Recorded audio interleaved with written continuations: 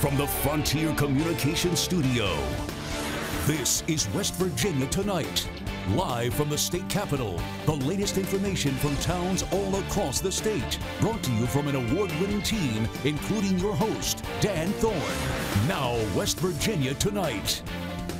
Good evening. Thanks for joining us. I'm Dan Thorne. A device used to treat severe allergic reactions is now costing families hundreds of dollars more to buy. Mylan, a pharmaceutical company founded in West Virginia and the state's fifth largest private employer, is at the center of the controversy.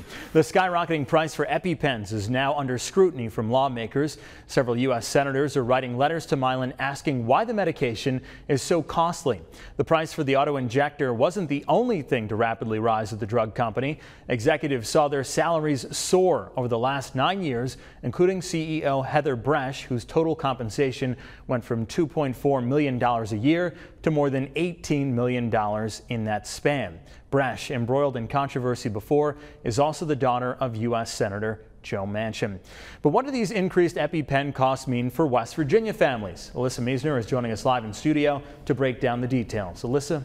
Well, Dan, families in the Kanawha Valley say they started seeing a slight increase in Epi-Pen copays starting around 2008. Then in the last few years, the price really jumped, first to $200, then to $300, now more than $600 a set.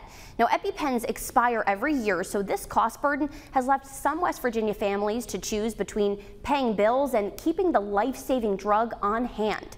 Charleston mom Kimberly Earle has 2 children requiring Epi-Pens, and so she's spending about $2,400 a year on the drug. Now, Earle has started a Facebook group where parents of children who have allergies can ask questions and support one another. When you have parents coming to you saying, okay, I'm going to have to go to the pharmacy today and spend $800. Maybe there's a program I can go through to get, can I get my kids some food somewhere so that I can pay for the medicine? That's just not the thought process that anybody should have to go through.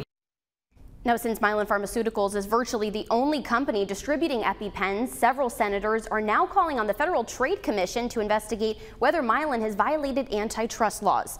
Reporting in Charleston, I'm Alyssa Meisner for West Virginia Tonight. All right, Alyssa, thank you. As she just said, members of Congress are expressing their concern tonight for the quickly rising cost of Epi-Pens, and one senator is actually calling for that investigation by the FTC. U.S. Senator Ben Cardin says that he's willing to get involved in the fight to find out why costs have gone up so much. There are different avenues we can look at as far as what we reimburse for these cares, these pharmaceutical companies, as well as looking at some of the trade practices. So the answer is yes, I plan to be active on it. Democratic presidential nominee Hillary Clinton also weighed in on the debate, saying pharmaceutical companies should be required to explain significant price increases and prove that any additional costs are linked to patient benefits and better value. Mylan CEO Heather Bresch is a Marion County native and graduate of WVU. Her story of rising up the corporate ladder to chief executive officer of Mylan is a great success story in the corporate drug world. But her success has not come without questions. Bresch's 2007 promotion to COO of Mylan was followed by a report from the Pittsburgh Post-Gazette. The newspaper's findings showed that Bresch did not have enough credits to have been granted an EMBA from WVU. The report grew into a scandal. At the same time, Joe Manchin was West Virginia's governor. A report from the State Journal showed an independent panel determined Bresch did not earn that degree from WVU. In April 2008, the university announced it would rescind the degree. The investigation led to the resignation of a number of WVU officials, including school president Mike Garrison.